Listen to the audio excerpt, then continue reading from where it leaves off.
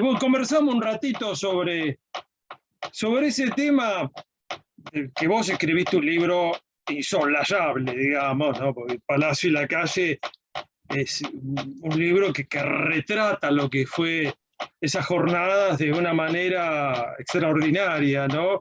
Y escrito casi contemporáneamente a los hechos, ¿no?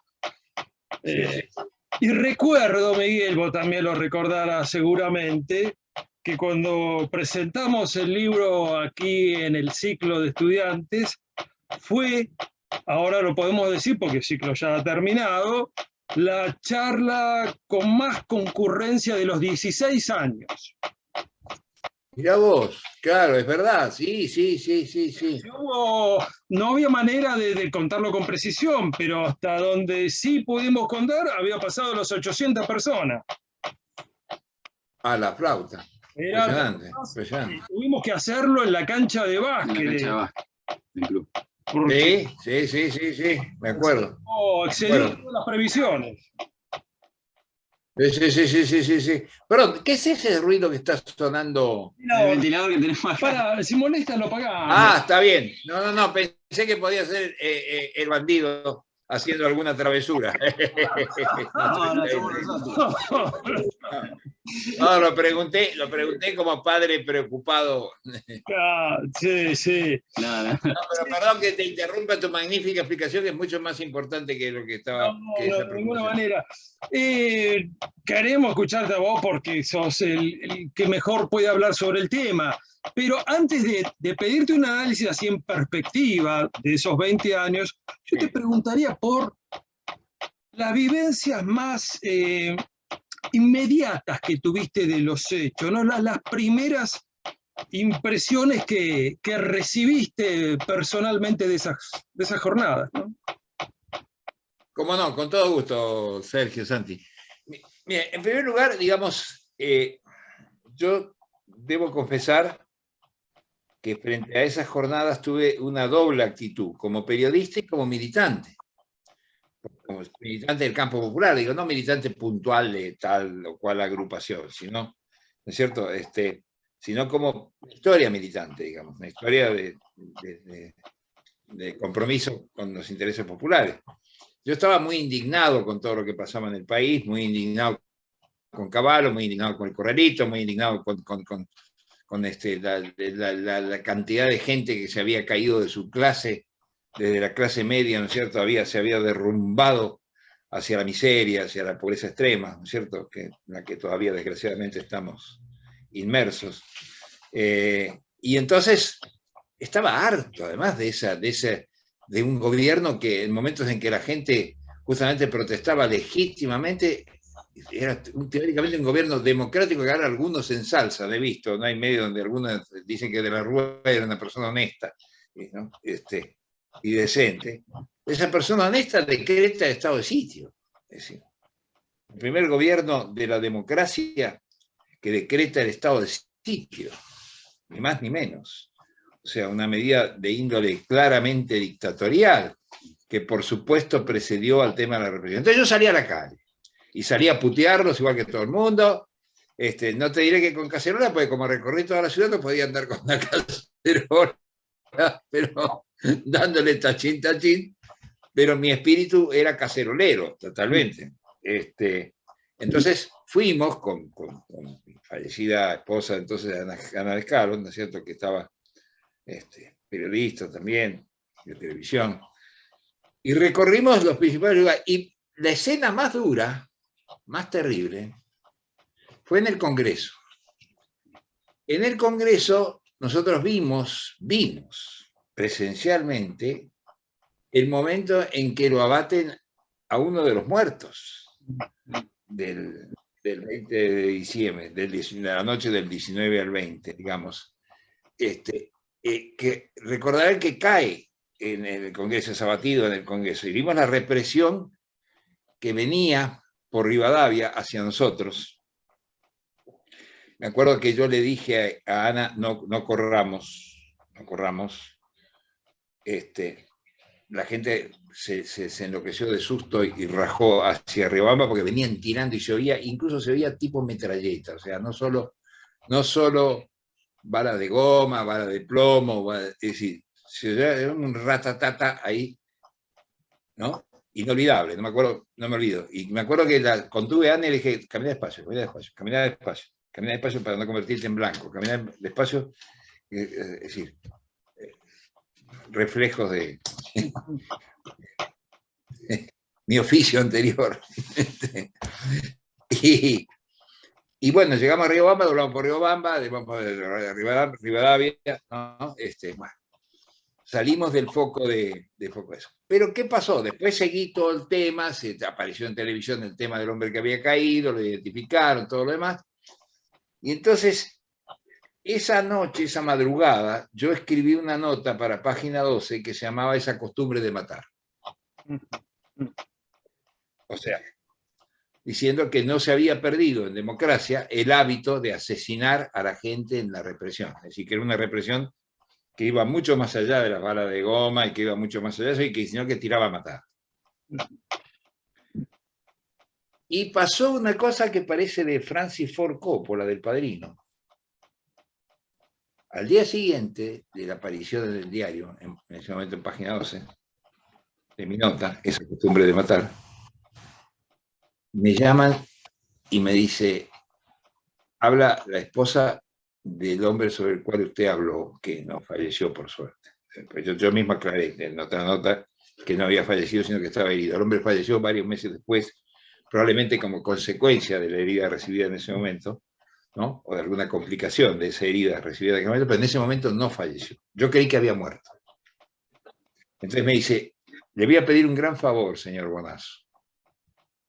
No ponga más que está muerto, porque van a venir a rematarlo al hospital.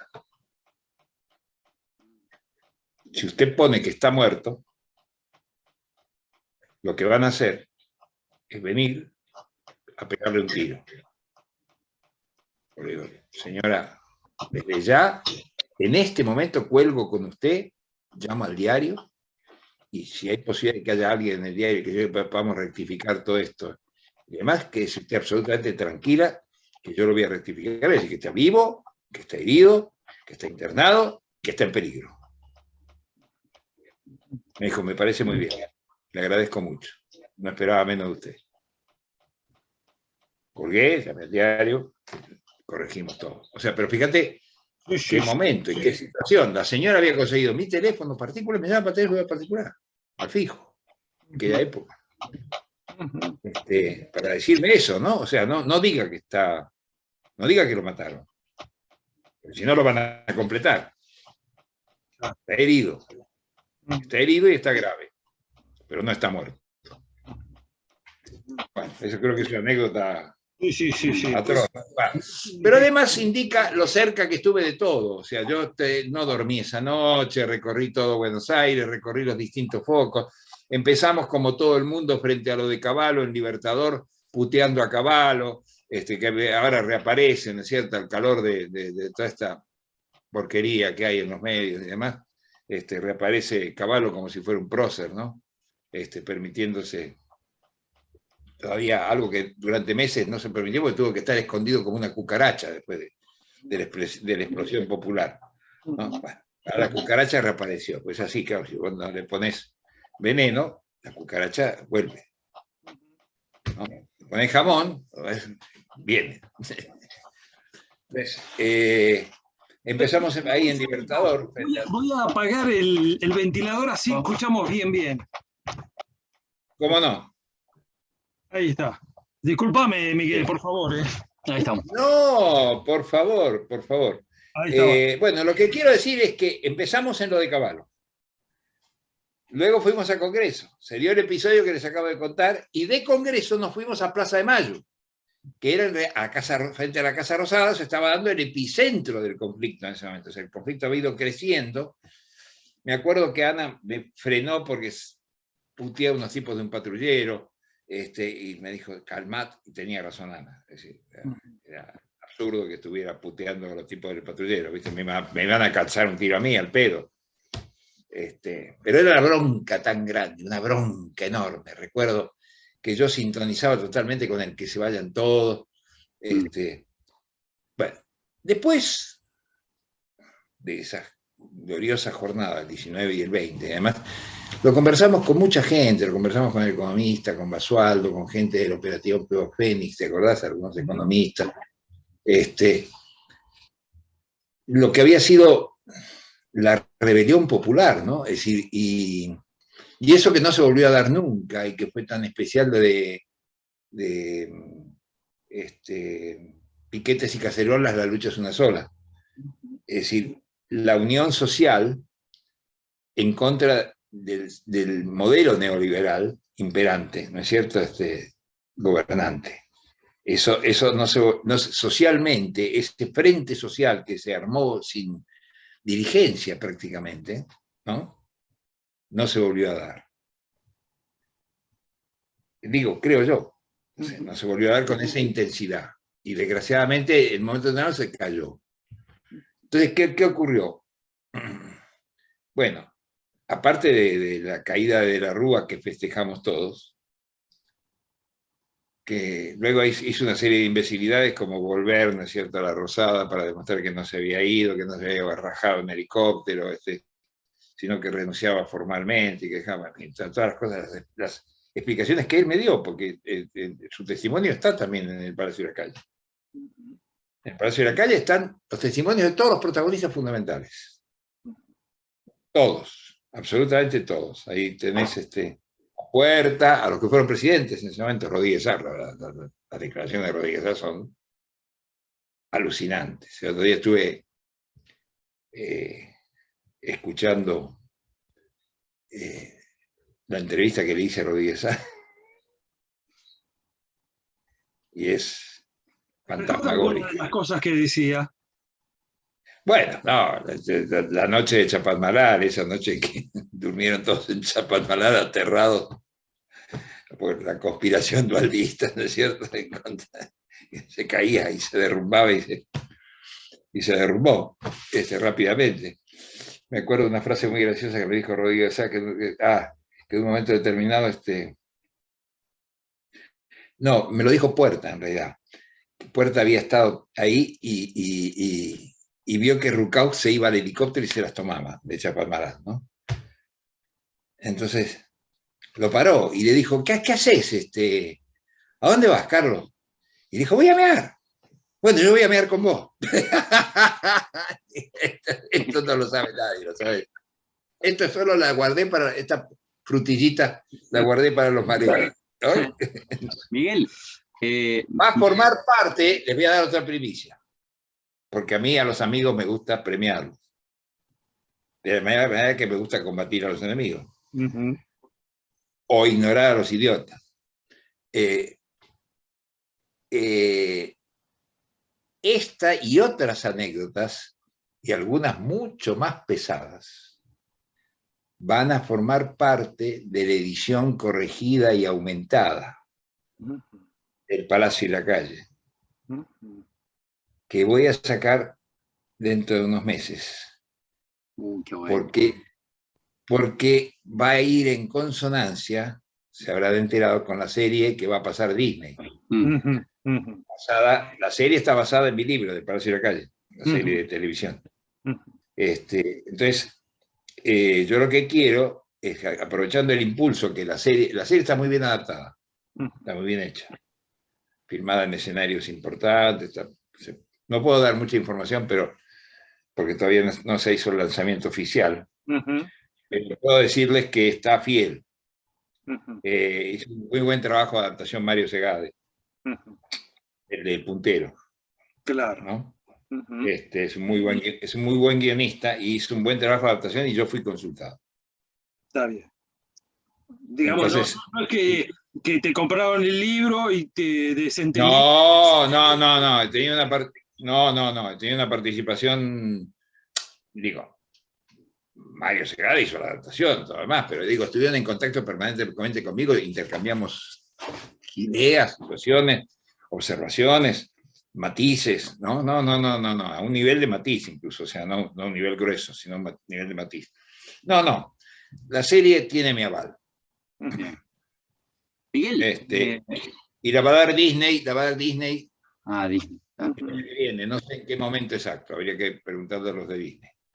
Qué lástima que no aprovecharon los 20 años, ¿no? Está tan bien hecha que no llegaron a tiempo. Y bueno, no importa, vale cuando la pasen. Además me he enterado que es Claro. un elenco notable, ¿no? Han juntado... Sí, lo que pasa, Sergio, es que vos fijate, en ese momento ha habido 894.000 videos, pseudo documentales, ¿no? Ahora, así como el Palacio de la Calle no se acuerda de ninguno de los medios existentes en Argentina, y se acuerdan del libro de Reato, por ejemplo, ¿no? Por decirte algo. ¿no? Sí, sí, No lo digo por sí. ser. Pero bueno, está bien, no me importa tres pitos, porque finalmente yo sé que la gente que me sigue, me lee, a pesar de la ignorancia que me brindan toda una serie de colegas, ¿viste? Así que se dedican profesionalmente a ignorarme. A pesar de esa ignorancia, yo sé que hay gente que me sigue, y gente joven, ojo. No solo viejines juradetes como yo, sino muchachos como Chanti. Claro. Miguel, yo te Entonces, quería bueno, preguntar- para ustedes les digo, a los Marelli, Sí. el Palacio y la Calle va a salir cuando salga la serie corregido y aumentado. Muy bien. Y va a haber algunas revelaciones que hubiera sido imprudente dar en el 2002, que fue cuando salió la edición original, y que ya solamente es una picardía, pero una picardía que va a hacer ruido, que salgan en el 2022. Opa. Y con personajes que estuvieron en aquel entonces y que están ahora. Muy bien, opa. Algunos que estaban y que están. Entonces, digo, Va a empezar a cundir la inquietud, ¿eh? a buen entendedor, ¿no? Sí. O sea, bueno, pero creo que he contestado tu pregunta, Sergio, en el sentido de que sí, tuve una participación activa. Y después la tuve en las asambleas. Participé incluso en la famosa, la más grande, la general de Parque Centenario. ¿Te acordás que había asambleas en cada barrio? Y después se unificaron en una especie de congreso nacional, que era esa asamblea general global, ¿no es cierto?, que se constituía en Parque Centenario. Y me di cuenta, desgraciadamente, de que no tenía dueños el 20 de diciembre y que lo que iba a ocurrir es que los mecanismos tradicionales de la política iban a impedir el que se vayan todos. Iban a conspirar con el que se vayan todos. Hoy aparece alguna gente, desgraciadamente, en el justicialismo, haciendo una crítica que es correcta, que la UCR reprimió, participó, digamos, ¿no es cierto?, de asesinatos de militantes populares, está claro. Particularmente los caídos en Buenos Aires, en la capital federal. Pero ¿y qué pasó en la provincia de Buenos Aires? Reprimió Duhalde. ¿Qué pasó? Rucauf, mejor dicho. Rucauf. ¿Qué pasó en Santa Fe? Reprimió Reutemann. Que yo sepa, no eran radicales, eran justicialistas. Y eran justicialistas que también tiraron con balas de plomo, con balas, no solo con balas de goma, ¿no? Es decir, lo que llamábamos en aquel momento la corporación, y la gente decía que se vayan todos, es decir, los dos grandes tradicionales partidos de la Argentina que alguna vez fueron populares, los coloco en tiempo pasado, reprimieron el 19 y el 20 de diciembre. Reprimieron. Hubo 39 muertos. No hay que olvidarlo. Es una cifra espantosa para la democracia. Espantosa. Yo sigo teniendo contacto a veces por Facebook con algunos de sus parientes, como Karina La Magna, ¿no es cierto? hermana de uno de los caídos aquí en la Avenida de Mayo, uno de los muchachos que la policía mata salvajemente, ¿cierto? En la Avenida de Mayo, que era motoquero. Ella es de esas pocas personas que saben que yo no he cambiado nunca de camiseta, de la camiseta total de adhesión popular, y que no es que me vuelva un tipo de derecha, porque si soy crítico de los cagos, no soy crítico de los cagos, todas esas estupideces. Sabe que estoy de corazón con el pueblo, y con los de abajo, y que moriré así. Ya no tengo tiempo para cambiar. Por ahí me podría haber convertido en caballo, pero no tengo tiempo. No tengo tiempo de ser el Mingo. Tengo que ser Miguel Bonazo hasta el final. Entonces, bueno, yo creo que desgraciadamente todos caímos en la ingenuidad de pensar que había casi como que era inminente el asalto al Palacio Invierno, que había un clima como pre-revolucionario, ¿no es cierto?, como de derrumbe del sistema. Era eso, solo un clima. Las estructuras que estaban por debajo eran distintas. Y hubo una posibilidad muy grande, que va a ser una de las cosas que voy a contar. Hubo una reunión de la que participé, en la que pudo haberse rescatado un partido laborista como el que fue el comienzo del peronismo. Y no ocurrió, porque los dirigentes no se atrevieron. No digo más, ya lo contaré en detalle. Contaré lo que llamo en mi domesticidad la última cena. Una cena muy especial que tuvo lugar acá, en este lugar donde les estoy hablando, a pocos metros, la azotea, en comienzos del 2002. Desgraciadamente... Cambiar las cosas reconduciéndolas o reconfigurándolas, ¿no? ¿Cómo, perdón? Que podría de alguna manera haber emergido de esos hechos como... No, emergía, si se hubiera cumplido, mira, si se hacía, no tengo dudas, surgía una variante laborista, es decir, socialdemócrata, no la revolución leninista, pero sí una variante no peronista clásica, sino en todo caso peronista histórica, es decir, vinculada a lo que fue el origen del peronismo, fue el laborismo también. Con un fuerte contenido obrero, esto es lo importante, con un fuerte contenido de los trabajadores. Yo creo que era un camino posible y realista, no era el camino, por decir una simpleza trosco, ¿no es cierto?, o sea, de soñar con el asalto al Palacio Invierno, que no estaban dadas obviamente las condiciones, ni mucho menos, y eso no tardamos más lúcidos en darnos cuenta de que no estaban dadas las condiciones para que hubiera una revolución social en la Argentina que transformara profundamente las estructuras. Desgraciadamente, no estaban dadas.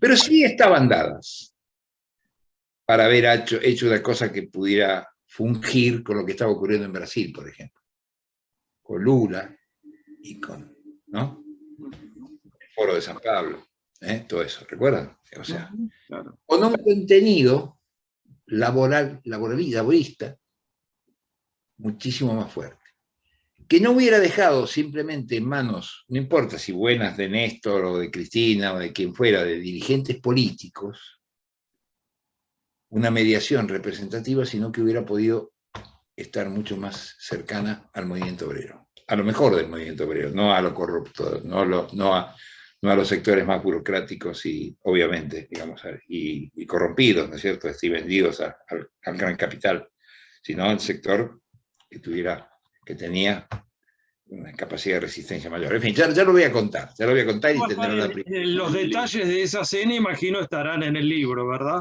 Claro, por supuesto, quiénes participaron, qué dijeron, todo eso. Miguel, yo te quería preguntar. ¿Y qué ocurrió? ¿Y qué ocurrió? ¿Y por qué se cayó eso? ¿Y cómo se cayó? Entonces, bueno, yo me acerqué a los Kirchner, digo, con los que ya tenía una relación previa. Dije, bueno, el hombre es Néstor. Vamos un poco adelante. ¿Alguna solución? ¿Alguna forma de, si ya que no se iban todos, y bueno, había que tratar por lo menos de que se quedaran lo que podían hacerlo mejor, digamos, o sea, podían hacer, ¿no?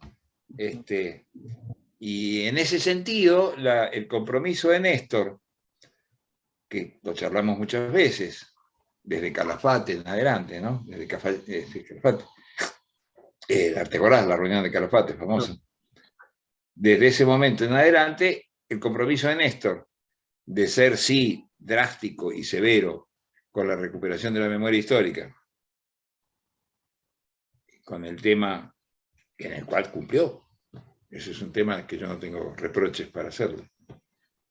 En ese tema cumplió muy bien, cuando dijo que las madres son nuestras madres, cuando lo dijo en Naciones Unidas, cuando hizo descolgar los cuadros del colegio militar, cuando, digamos, en ese plano procedió bien.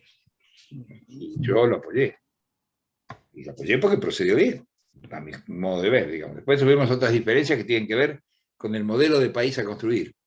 O sea, yo estoy en contra del extractivismo, yo considero que la preservación del medio ambiente es fundamental y de los recursos naturales es fundamental, y que es tan fundamental la cuestión ambiental, la cuestión femenina y demás, como la cuestión del ingreso de los trabajadores y el pleno empleo. Todos esos no son reivindicaciones separadas, encontradas, en las que vos podés decir, no, pero es más importante esto que el otro. No. Tienen que ir en paquete. No están separadas, no están divorciadas. No es que, ya, si sos feminista no podés defender el salario de los trabajadores. No, si sos defender los salarios de los trabajadores y alguna forma de organización sindical, entonces no podés ser ambientalista, porque tenés que favorecer el desarrollo siempre y el pleno empleo. No, pará, wait a minute. Quisiera favorecer el pleno empleo y quisiera favorecer la reindustrialización de la Argentina, pero con preservación del medio ambiente, no con la destrucción del medio ambiente. Porque si no, es una industrialización que va a durar poco, ¿no? En fin, creo que se entiende esto. Es decir, sí. Todo esto tiene que ver con las causas profundas. O sea, el 20 de diciembre ocurrió por el modelo neoliberal. Provocó una crisis social. Que hubo una conspiración de un sector de la derecha peronista para hacerse del gobierno anticipadamente, también es cierto. Pero no fue el elemento determinante. O sea, si no se hubiera producido una crisis social de la magnitud que se produjo, ninguna conspiración hubiera podido funcionar. Hubiera sido una conspiracioncita chiquita. Si funcionó, y finalmente el poder recayó en Eduardo Duhalde y en el que puso peso recibirá peso, el que puso dólares recibirá dólares, el que puso caramelo recibirá caramelo. Esas mentiras que se dicen, ¿no? Digo, finalmente, lo que todo deriva de que no hubo de que no se fueron todos, ¿va? De que no se fueron todos y de que fueron sustituidos no solo por una nueva dirigencia, lo cual era necesario e imprescindible, sino por un nuevo sistema, es decir, democrático, pero participativo, no democrático meramente representativo. Y por eso, a 20 años de distancia, estamos en el mismo sitio. Y hemos dado vueltas a la calecita, con grandes frustraciones. Entonces hay un gobierno que bien, malo, qué sé yo, con déficit, para mi gusto, en lo económico, pero con por ahí aciertos en lo político, digamos, representa a las mayorías y pelea por eso, después es sustituido por la derecha más feroz, cavernícola, ¿no es cierto?, brutal, salvaje, ¿no?, atropelladora, y votan a un mamarracho como Milei, ¿no es cierto?, obtiene un 17% de votos en la capital federal, lo cual es, en la ciudad autónoma de Buenos Aires, esto es monstruoso, ¿no es cierto? Hay un Milei, qué elección que nos ha dado Chile, por cierto, viva Boric, viva Chile. Hagamos una pequeña pausa para decir qué bien.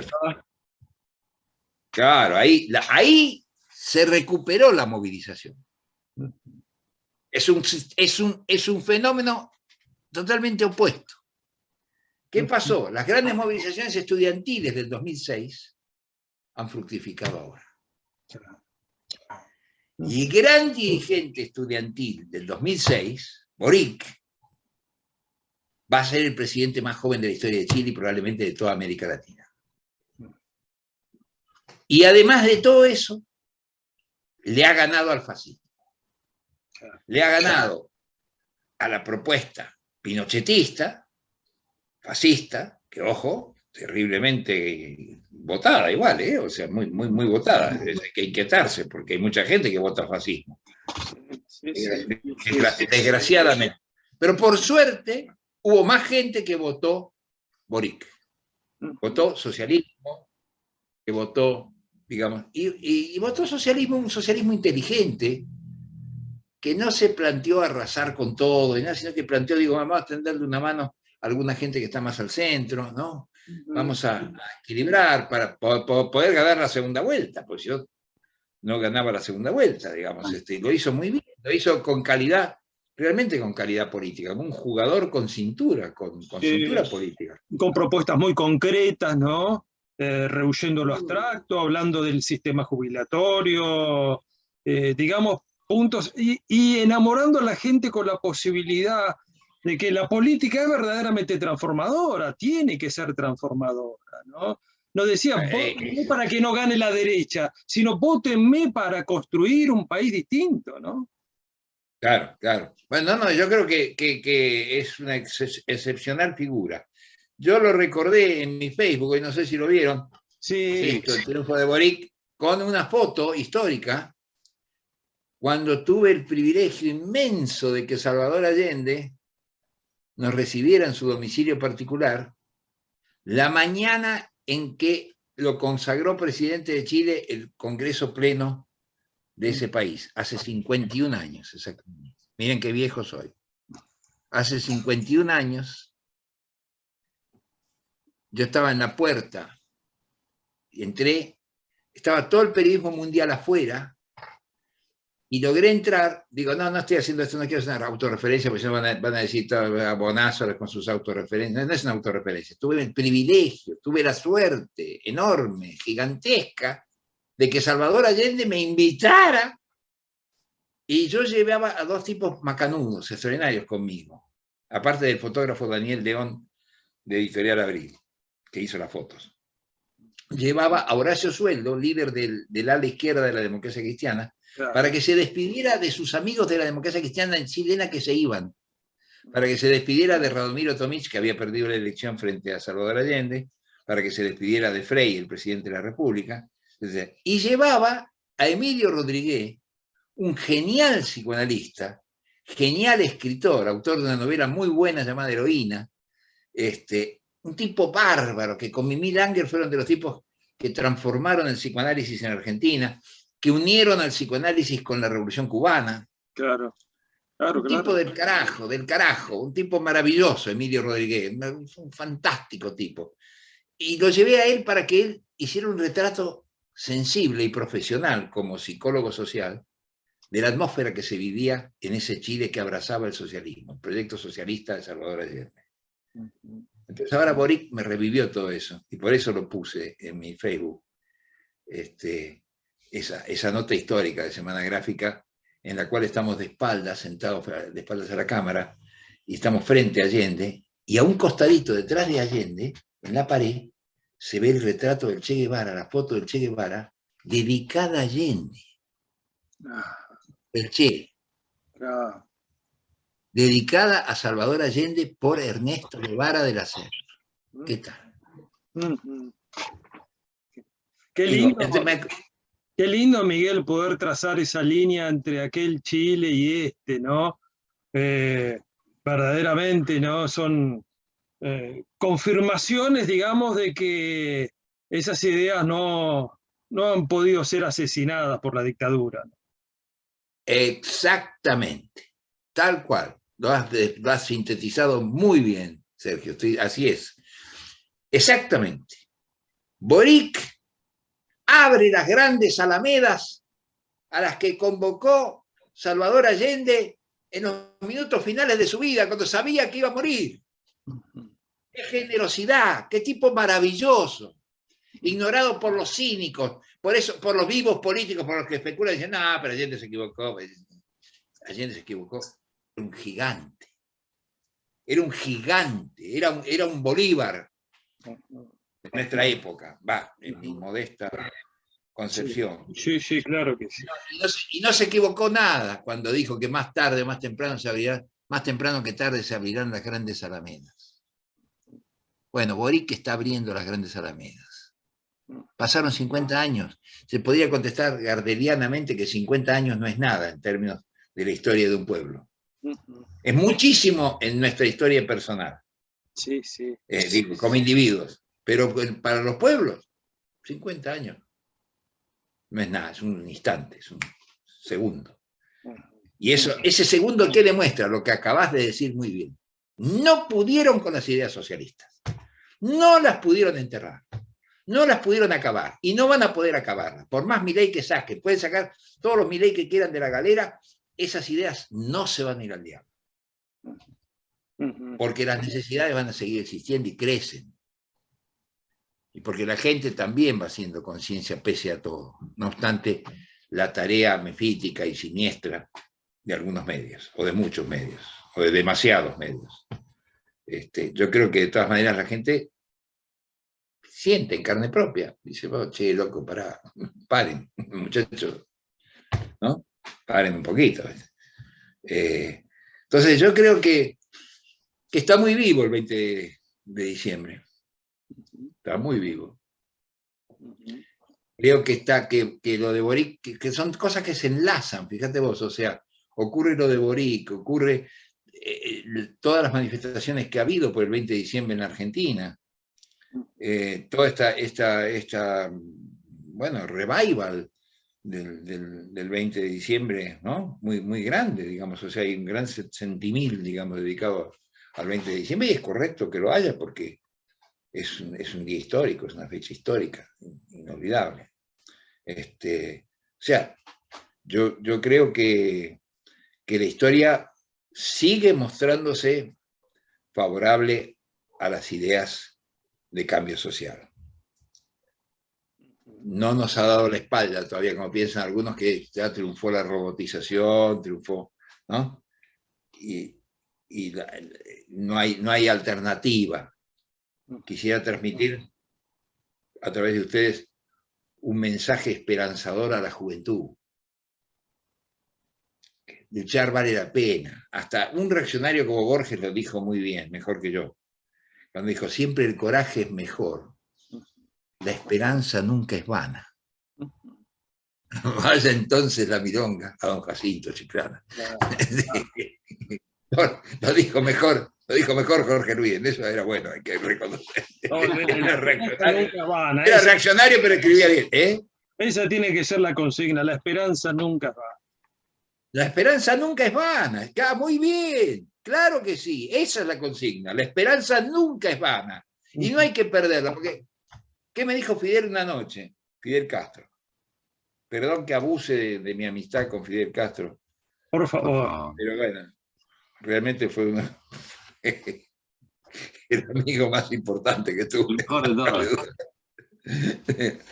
Digo, una noche estábamos ahí en un ágape en la embajada china que me había llevado él en La Habana, en la que se conmemoraba el inicio de las relaciones entre la República Popular China y la República de Cuba, ¿no? Y en un momento determinado se me ocurrió hacerle el chiste muy común en México, que hacen, ¿no?, los viejos priistas, de que sabe Fidel que es un optimista. Oh, digo, es un pesimista mal informado. ¡Ay! No cuentes más ese chiste. Nunca más en tu vida. Ese chiste es profundamente reaccionario. No cuentes más ese chiste. A la orden, comandante. No voy a contar. No, se lo estoy contando ahora, pero si Fidel supiera. Me dice, no cuentes más. Me dice, ¿sabes por qué? Porque el pesimismo es reaccionario. El pesimismo es intrínsecamente reaccionario. Siempre hay que seguir, aunque parezca que todo se derrumba. Siempre hay que seguir. Siempre hay que seguir en la brecha, ¿no? O sea, no dijo en la brecha, pero bueno, es lo que quería decir, siempre en la brecha, ¿no? Claro. Y vos, Miguel, siempre has seguido. Por eso yo te voy a corregir cuando recordaste lo de Salvador Allende y dijiste, fíjense cuán viejo estoy, que han pasado 51 años, creo que dijiste. Sí, 51. Vos, Miguel, seguís siendo joven, sos un joven con mucha más experiencia que cualquiera de nosotros, pero has elegido la juventud y seguís siendo joven.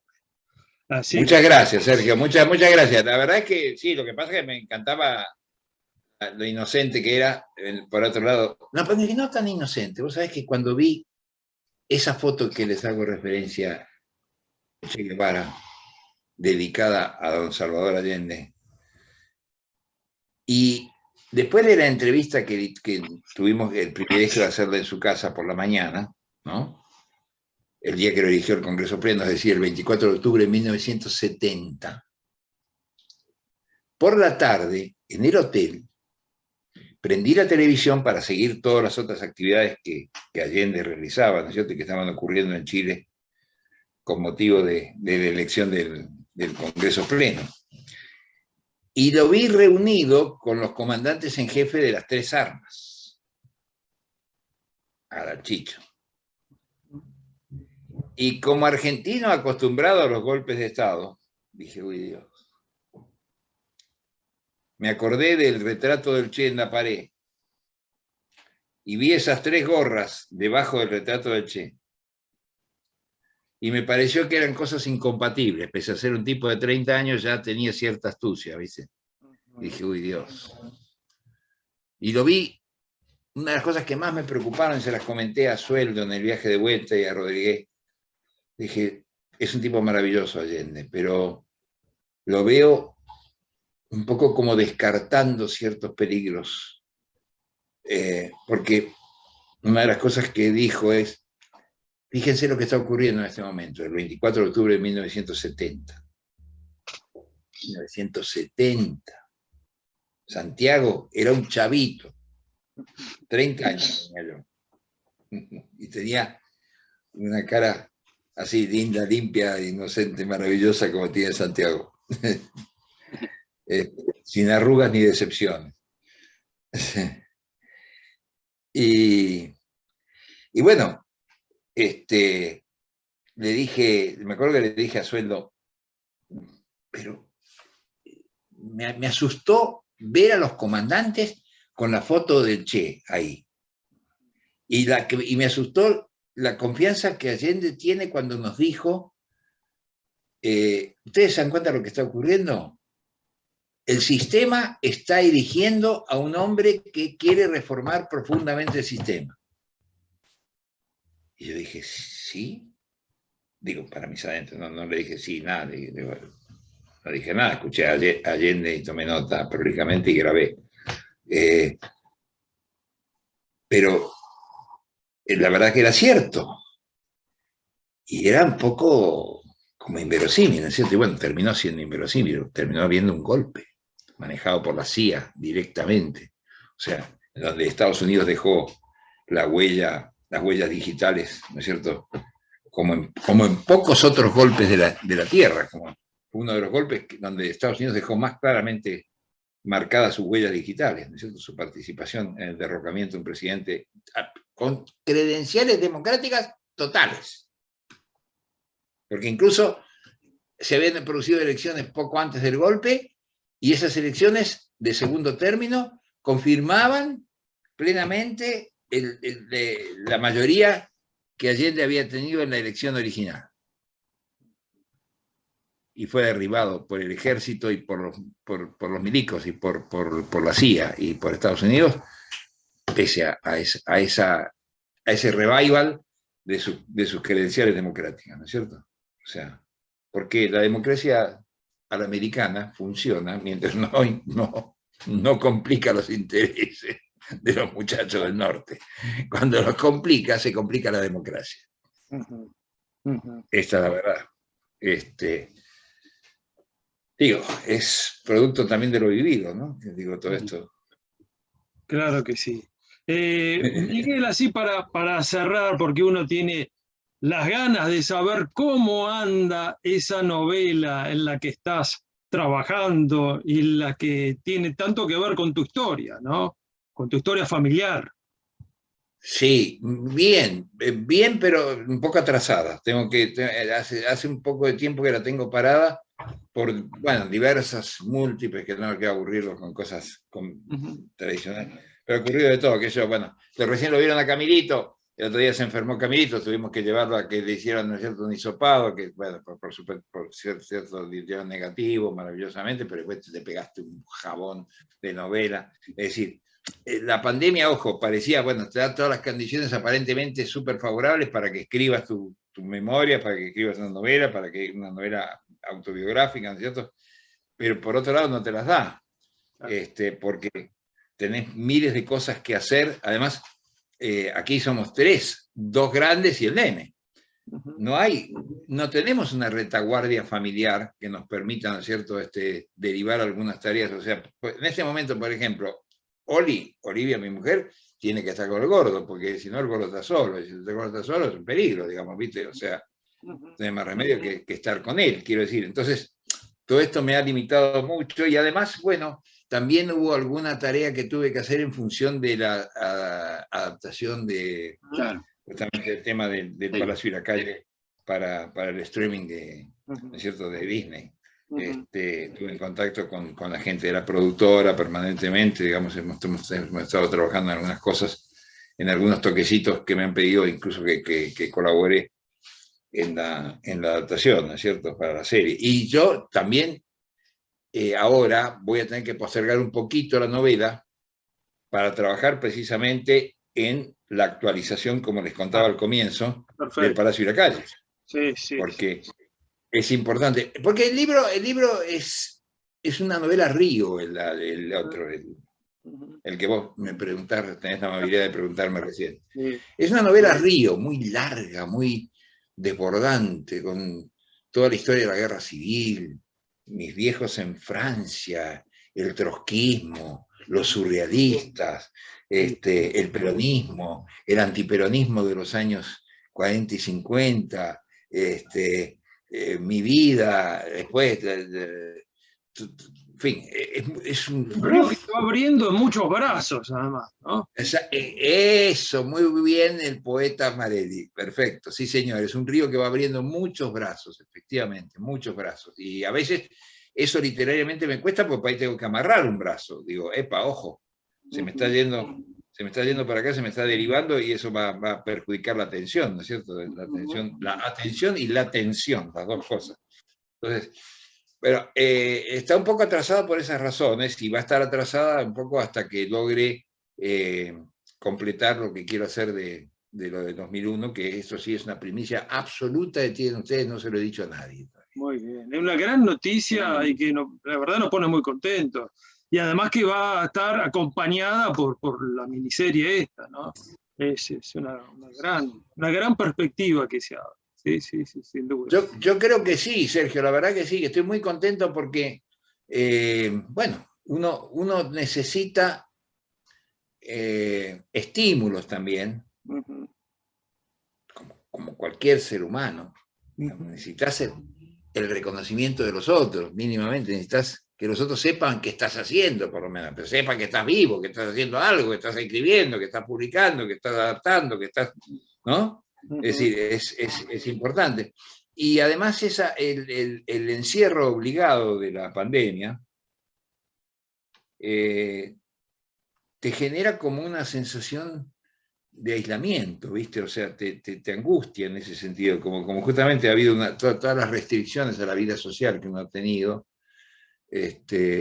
todo eso pesa, sin ninguna duda, si pesa negativamente, por eso nosotros lo mandamos al pibe del colegio y ¡pum! Se chapó ya una gripe. ¿Viste? Es decir, por suerte no se chapó el COVID, pero se chapó una gripe. Digo, te quiero decir, Sí. es bravo el tema, es bravo, porque al mismo tiempo, ¿qué haces? Y bueno, tenés que también someterlo a la prueba porque tiene que crecer su sistema inmunológico, ¿viste? Es decir, y a uno le pasa lo mismo. Ahora, ¿te imaginás cuál es el peligro? El peligro que siempre hubo con un adulto mayor como yo, como me lo decía la otra vez el pediatra cuando le decíamos, lo mandamos a la escuela, no lo mandamos a la escuela, depende, decía él, ¿no? Que al final lo mandamos. Decía, y hay un adulto, bueno, usted es un adulto mayor, es decir, usted es un personaje de riesgo, ¿no? Si el pibe lo contagia, por suerte, ya creo que con las 3 dosis. No, ya estás armado de otra manera, seguro. Ya tengo una armadura. Sí. De caballero andante para seguir por los caminos, Miguel. Bueno, espero sí, seguir por los caminos. No, yo en términos generales creo que esto que ha ocurrido es muy positivo y espero que en la Argentina, y me gustaría esto transmitirlo a través de ustedes, sepamos encontrar la vía también para derrotar la amenaza fascista. Porque hay una amenaza fascista. Esto no es un invento. Hay una amenaza fascista. Lo de Milei no es un chiste. Tiene que ver con conexiones internacionales. Tiene que ver con cosas que se están haciendo desde Estados Unidos y cosas que se están haciendo desde la España de Vox y del fascismo, del franquismo español. Ojo al Cristo. Me parece terrible que haya llegado al Congreso la señora Villarruel, ¿no es cierto? Defensora de los milicos represores y genocidas y demás. Creo sinceramente que lo que se llama el kirchnerismo debería dirigir una mirada hacia la izquierda y llegar a ciertos entendimientos y acuerdos. Porque la izquierda se ha convertido, con todos sus defectos, ojo, yo no voy a entrar ahora a hacer una elegía así maravillosa, un homenaje poético a la izquierda argentina, que tiene 1000 defectos que conocemos. Pero, por ejemplo, yo planteé concretamente que había que votar a Miriam Bregman. ¿Por qué planteé que había que votar a Miriam Bregman? Y porque justamente para tratar de que no entrara la señora esta, la siniestra, la de los milicos, igual entró, porque fue tan grande el caudal de votos que sacó este tipo, que igual entró. Pero yo decía, bueno, vamos a poner a alguien como Miriam, que es un cuadro que mal lo hizo meter en cana von Bernich, ¿no? Que mal, digamos, ha estado de abogada denunciando a Patti. Es decir, que tiene por lo menos una coherencia interesante en esa línea. Y yo creo que tendría que haber alguna forma de entendimiento para que ir hacia una especie realmente de frente, para la creación de un frente antifascista. Puesto que no se tiene que llamar así ni nada, digo, no quiero que me interpreten literalmente los que me pueden interpretar literalmente. Yo sé que ustedes son sutiles y me van a interpretar lo que digo, pero un frente que realmente le ponga freno a los ímpetus de la derecha salvaje, ¿no? Y permita ir planteando un cambio de estructuras indispensables en el país, las posibles de cambiar. Hay varias posibles de cambiar que son muy necesarias para que la gente coma todos los días, para que la gente tenga empleo, toda la gente, para que se recree una cultura del trabajo, ¿no es cierto?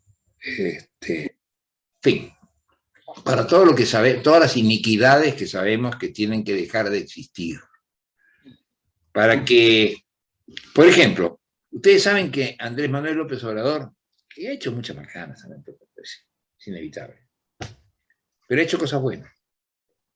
Una de las buenas que hizo fue hacer que las grandes compañías paguen los impuestos. Ni siquiera, es que me escúchenme bien, es importante esto, ni siquiera que paguen un céntimo más, sino que paguen lo que deben. Que paguen lo que le deben a la AFIP mexicana. Y con el pago de lo que le deben a la AFIP mexicana, puede poner la mesa para todos, para que todos se puedan comer un taquito, por lo menos, ¿no es cierto? O 2 taquitos. Simplemente con que paguen.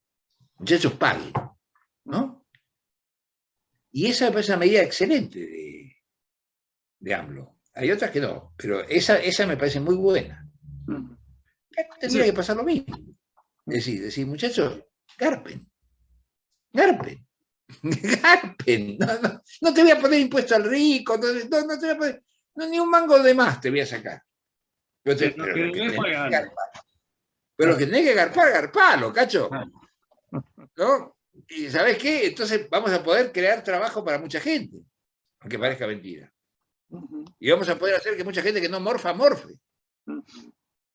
Y que mucha gente que no gaste. Y al haber gente que gasta, va a haber gente que va a tener empleo, porque va a tener que hacer cosas para los que gastan. Y digo, no sé, en fin, qué sé yo. Son cosas que se me ocurren.